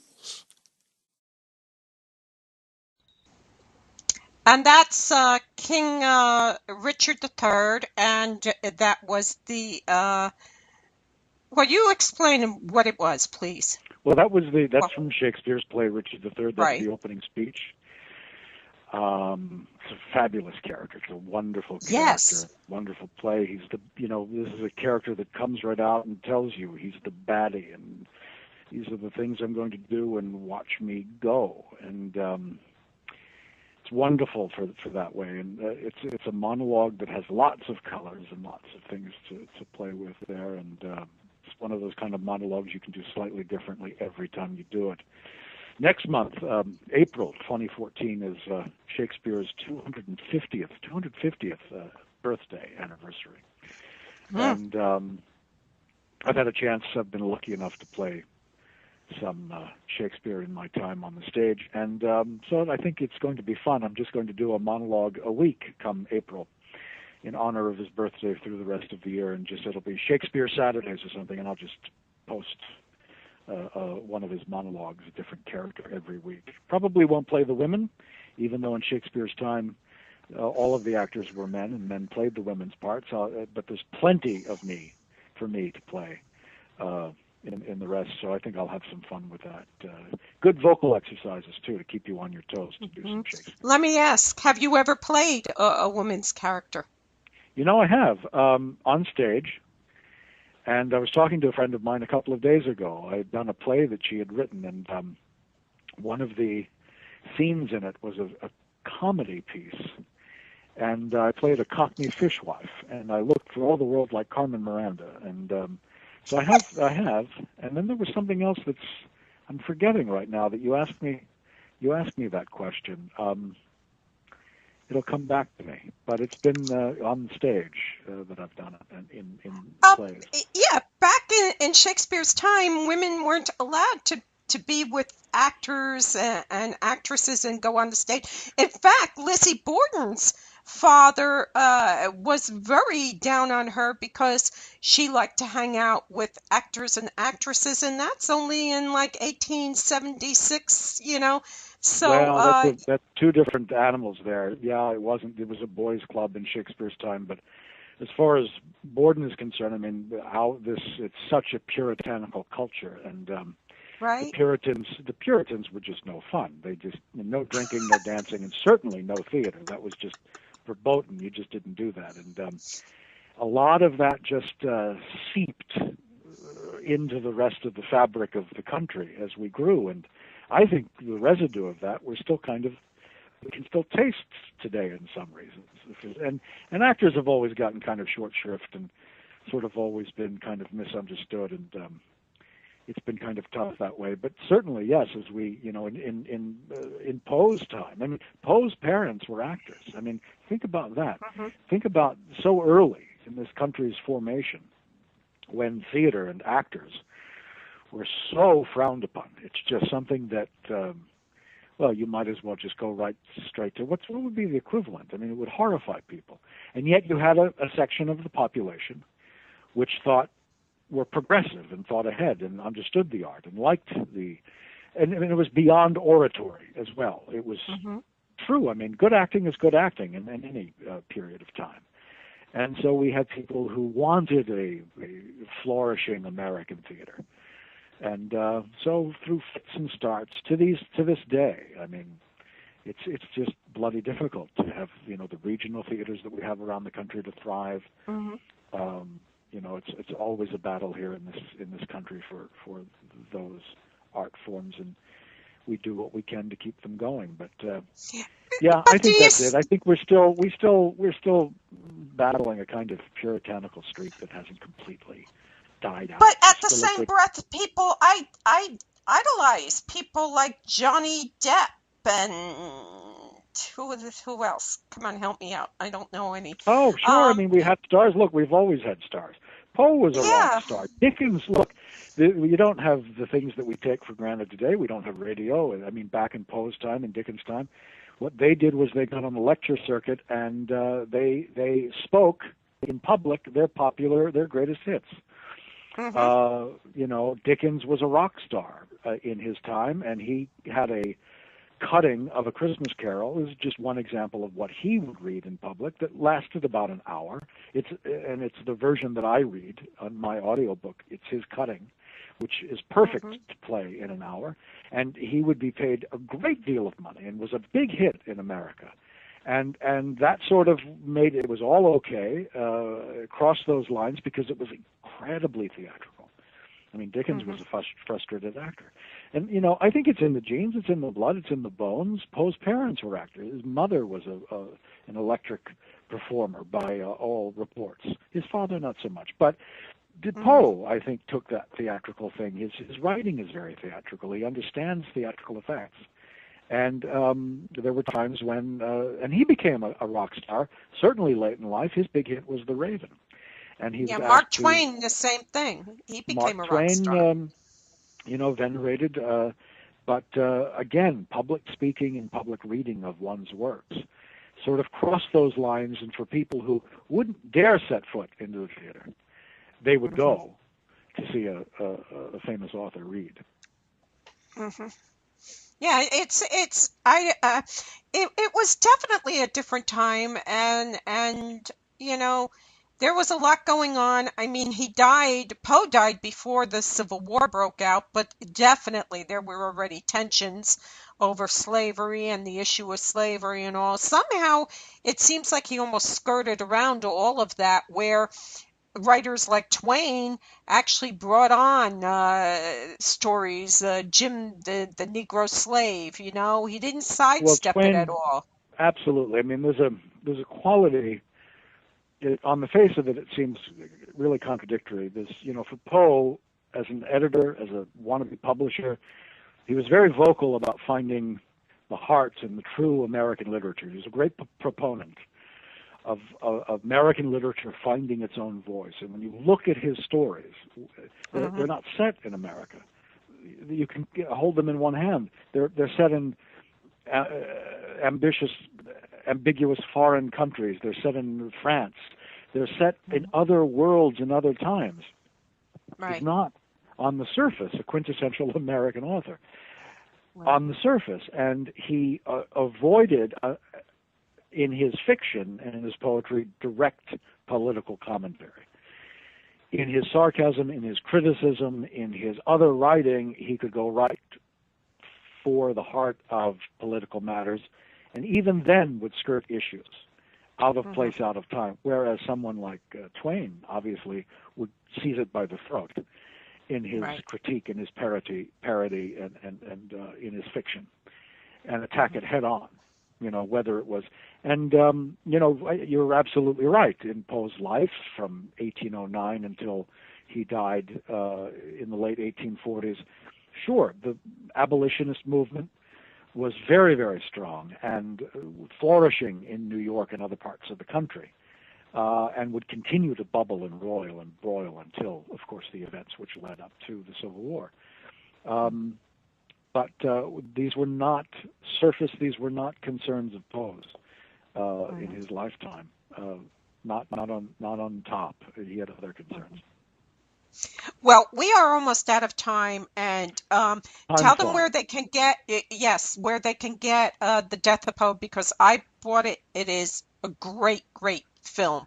I love it, and yes, I agree with the ending. That's probably exactly what happened. But tell everybody where they can get a copy of that. Best thing to do is to go to Amazon.com and just in the keyword search for The Death of Poe, Mark Redfield, and you can also get it from a company called Alpha, and their website is oldies.com, www.oldies.com.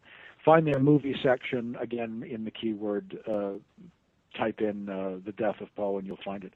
They're the distributors. And then all of the other great fun stuff we're doing, come visit us at poeforevermore.com. And you can find Poe Forevermore on Facebook. So please come join us. And, let's talk about movies and art and fiction. Where you record the radio shows live, people can come and listen live to those, right? Well, again, we'll advertise those things on Facebook and on the website. The first batch of shows that we recorded live, we did at Westminster Hall. The second batch we did at a wonderful little theater in Baltimore. Most of them will be done in the studio. But we have no plans coming up to do any live shows, but we'll do some in the future, I'm sure. Well, I want to thank you for coming on, and I hope that you'll keep me in your thoughts as you get new projects running and going.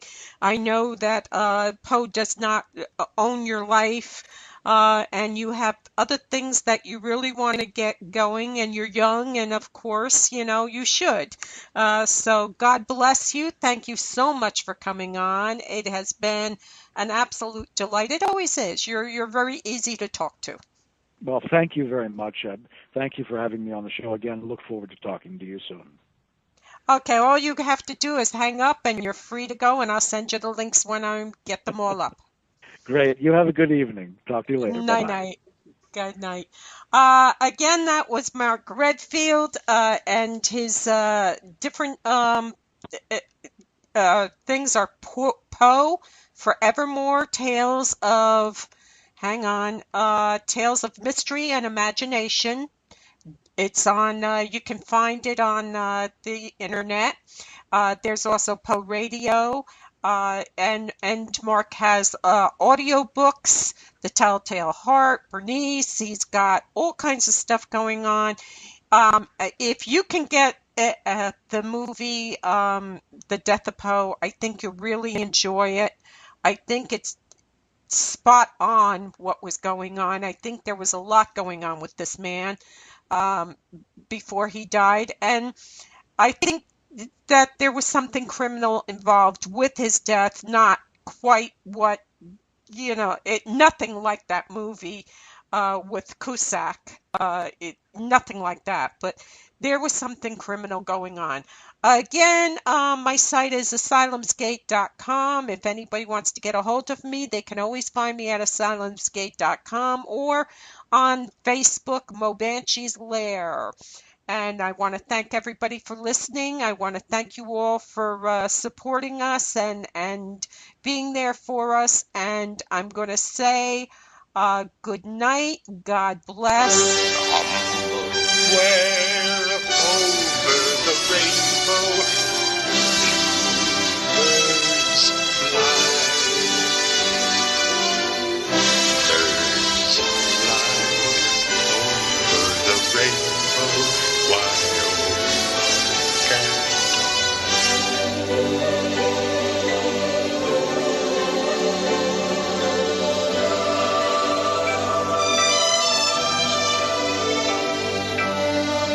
Thank you for visiting me at my lair. You can always contact me at www.asylumsgate.com. Again, thank you for visiting, and God bless you and yours.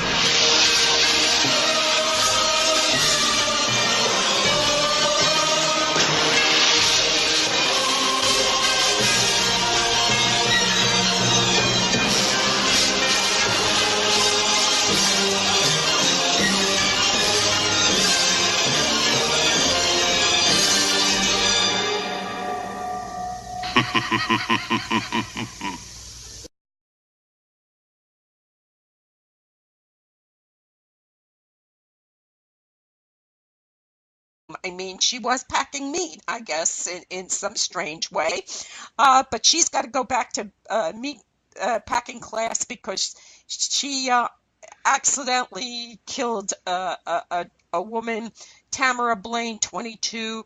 They went to the hotel, and this girl, Mobley, she injected the other girl with illegal drugs to enhance her butt, and the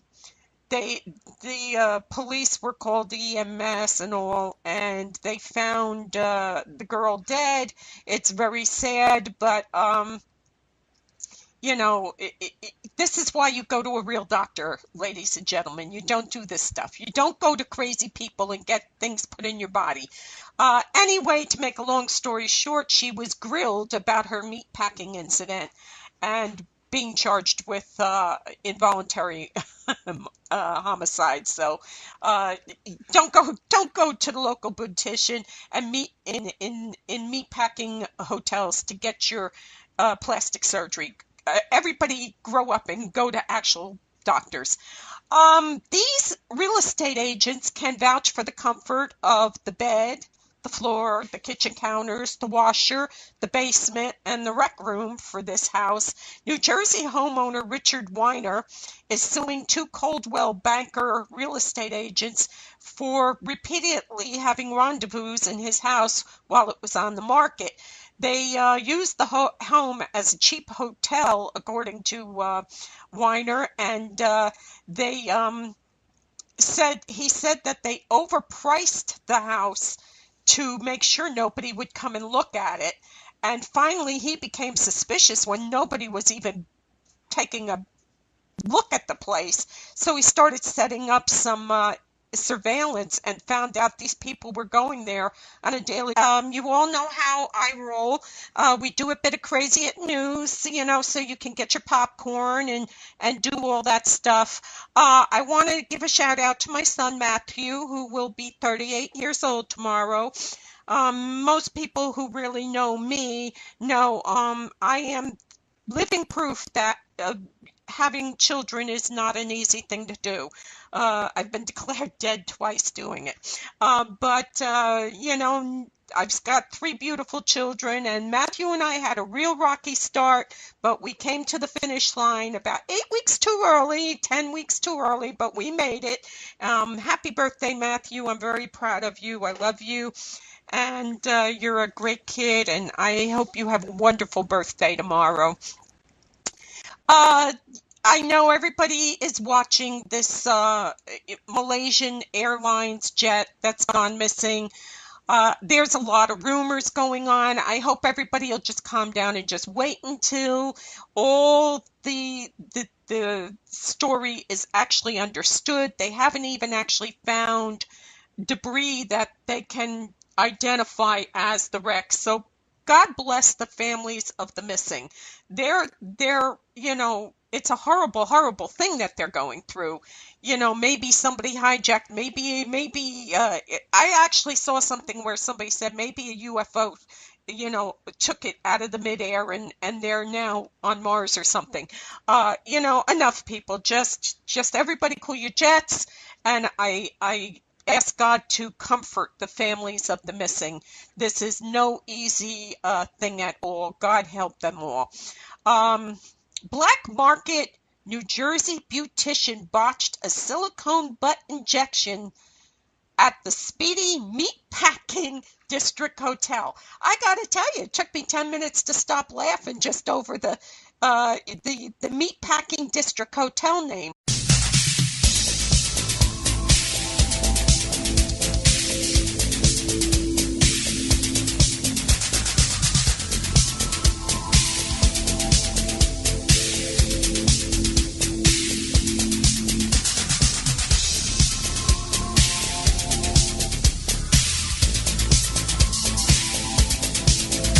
The opinions expressed by the host, callers, or guests are not those of DreamStreamRadio.com, JAL Media, its advertisers, sponsors, employees, volunteers, or affiliated companies. All content is owned by the presenter of each program and are bound by certain rules and regulations set forth by DreamStream Radio. Any contest aired on any program broadcast on DreamStream Radio are encompassed by the following rules. 1 winner per family per household. Employees and their immediate family members, volunteers, advertisers, or affiliated companies are not eligible to play or win. Participants are entitled to 1 prize every 30 days and agree to allow their voice and likeness to be used in any means of transmission for later station promotional broadcast. DreamStreamRadio.com.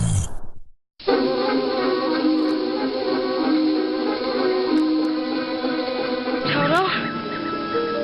I have a feeling we're not in Kansas anymore. Welcome to Mobanshi's Lair, rocking your world on DreamStreamRadio.com.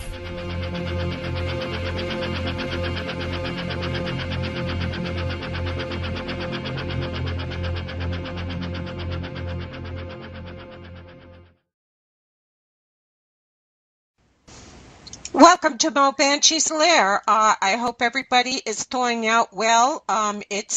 We do seem to be having some kind of spring weather coming around, so I'm really excited about that. I hope everybody can hear me because it's a little bit different than the old way we used to do it. Good. Zachary has got my back. Thank you. He says can hear everything well. So my guest is already waiting, but they're going to talk about living together. They have 24 children together. He's 43. He's a Mormon, and he converted to polygamy when he was 16. Really, a horny boy, what more do you want? All you have to do at 16 years old, get told, hey, if you become, a Mormon, you can bang the hell out of, multiple women, Any 16-year-old boy is going to convert. I got to tell you, I could have about 5 or 6 really hot-looking young men. I might convert, But anyway, talk about sloppy first, second, third, fourth, and fifth. They don't think that it's odd at all. He has a construction company. He provides for his family. Of course, the wives all work. One's a dental hygienist. And everybody seems to be happy, and there's a lovely commercial where they even have the kids saying, "It's not weird, we just love each other." Yeah, okay, let's wait until you get to be number 5 or 6 on the wife, and then call me and tell me how you think about that little girl. Honesty is the best policy derailed. Texas, 2 juveniles were seen on the side of the road. A passing by cop in Wiley, Texas, stopped the car, asked them what they were doing, and they said, "We're burying a body." And at first he thought, okay, and he laughed. He got out and looked, and yeah, they were. They were burying a body. A 17-year-old Ivan Maja of Wiley. The 2 16-year-olds were charged with murdering him. And they said that they had planned it all out. They didn't like him, so when you pull up to a bunch of kids and you say, "All right, boys and girls, what are you doing?" and they say, "We're killing someone or we're burying somebody," don't laugh. Please don't laugh. Take it seriously. They could actually base it having sex. So when you hire agents to sell your house, it might be a good thing to have somebody there most of the time so they don't use it as a free hotel. Anyway, there's a $1 million countersuit that alleges that Weiner had an opportunity to settle the matter privately. Instead, the media got involved. But that's over. At this point now, it's going to be Coldwell is going to have to pay this guy for what their real estate people did. So watch out who you let in your house, peoples. Just because they seem like nice people don't mean they are. There are twins in the New York Post, and they're twin girls who have shared everything.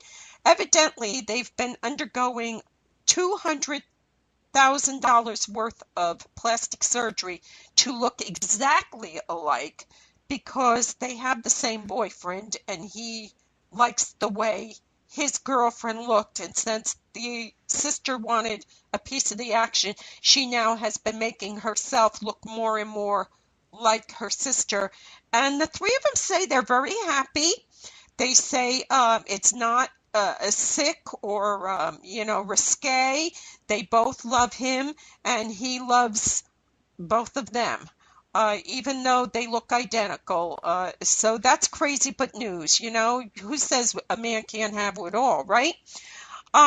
There's a new polygamy show on TLC.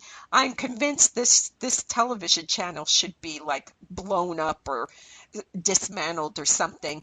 Anyway, it's called My 5 Wives. And the guy has 5 wives, Brandy William and his wife, Paulie, Robin, Rosemary, Nani, and Rhonda.